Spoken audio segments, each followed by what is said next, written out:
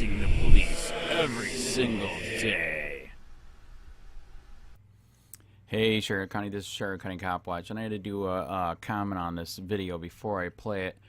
After years of ruining people's lives for a victimless crime, for a plant that has never killed anybody, the only people that have been killed by pot are cops. The cops kill people with pot. Pot doesn't kill people. And here we got Charlotte County. We got Mike Scott from Lee County Sheriff, who has busted and ruined the lives of hundreds of people from Lee County and their family lives for freaking a weed, and is now coming out saying we just need to legalize it. What the fuck? I'm disgusted.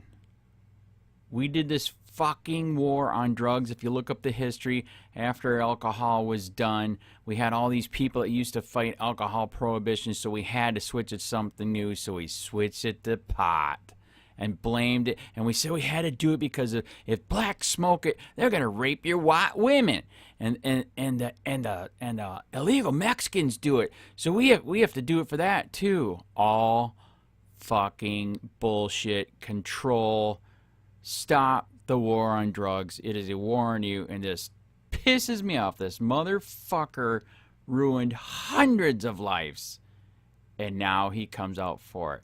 Why don't you start preaching how you need to erase all the records and let the people out of jail and give their goddamn money back and pay them because you ruined their lives? They should be able to sue your ass now, you motherfucker. I would rather have someone right now smoking a joint, or having loose leaf in a pipe, or doing something with marijuana that was regulated, content controlled, okay? Not something that's been in some drug dealer's shoe all day long, okay? Not something that's in the musty hull of a boat coming over from who knows where, or in the rusty trunk of a car that's leaking or whatever, and quick, we're going to buy this, but you don't just, I mean, and again, I'm not looking for a show of hands, but I know from personal experience the level of experience that we probably have among us. You simply don't know what you're getting, and that worries me. I would rather have controlled content. I would think that the black market would go away. Again, I mean, I don't know of anybody right now that drives into a dark neighborhood around the street on a dark corner and says, hey, quick, man, I need a six-pack. You six-pack. The cops are around it. Quick, and you just don't buy your alcohol that way. The black market for alcohol basically is non-existent. And I believe that to some extent the black market on marijuana would not become non-existent. That's a big word, but it would be crippled in a hurry. I believe most people would rather go to the store, just like they buy cigarettes and just like they buy their beer and wine, and buy their marijuana in the same fashion, controlled content. But that's my thought. How do you feel about decriminalization of marijuana? Well, I think that goes hand in hand, and I think that it is much like, again, alcohol. Can it cause problems? Of course it can. Can it be an issue for society? Of course it can. It already is. Okay? So is alcohol. So are these other legal things like cigarettes and otherwise. So I do think that there's great merit in looking at that. Then focusing those dollars and those resources, precious resource dollars from law enforcement, to more serious, significant issues where there's specific victims. I don't believe that marijuana is a gateway drug. I don't believe that just because you smoke marijuana you're going to go out and shoot heroin or snort cocaine or what have you. And so really that's been one big argument. Is marijuana a gateway drug leading to more? I think you heard a couple of fairly strong arguments tonight made for it, and the statistics that I see seem to bear out that legalizing it does three things for us. It controls the content. People would now not be ingesting potentially foreign or dangerous substance. It elevates the tax base significantly, and it basically eliminates the black market. That's what happened with Prohibition. When alcohol was illegal, the black market thrived, the content was unregulated, and there was no tax base. The minute they legalized it, the black market went away. The content is now regulated. We know what we're getting when we open a beer or a wine or a whiskey.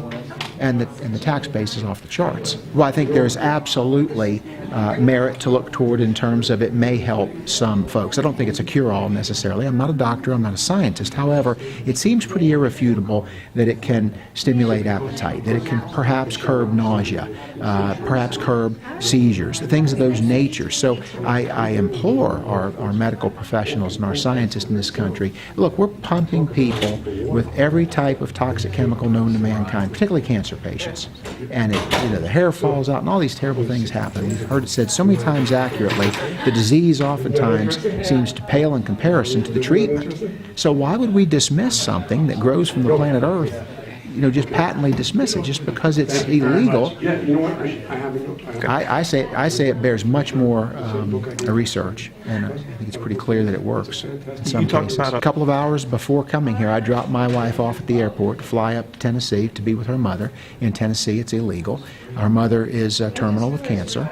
She's under hospice care, and they have no problem giving her oxycodones and morphine and everything else that just pretty well dumbs the body down to a mummy. And yet marijuana is off limits, and she would like to try that.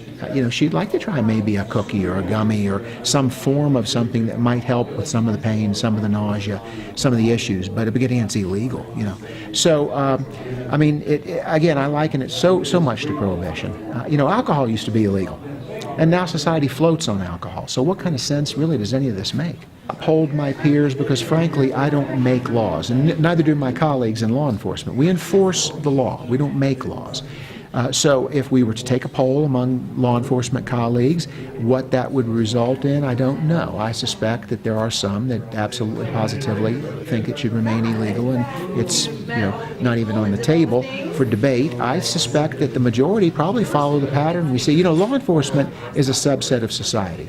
And society, time and time again, has been voting north of 60% in favor of marijuana.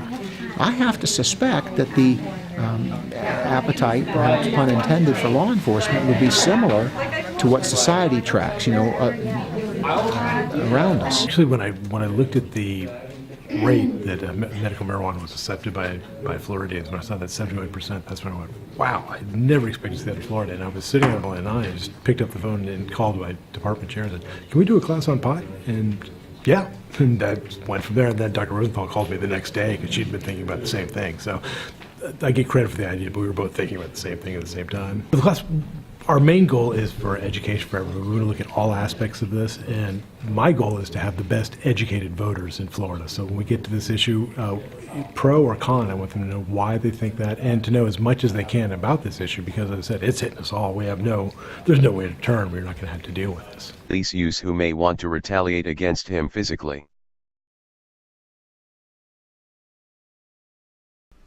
Hey Charlotte County, this is Charlotte County COPWATCH, and I just wanted you to know that I am using this stuff under fair use.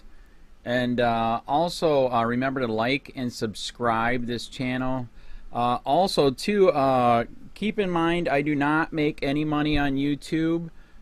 This is 5 hours work a day, fighting for freedom. And you can donate with PayPal and Patreon.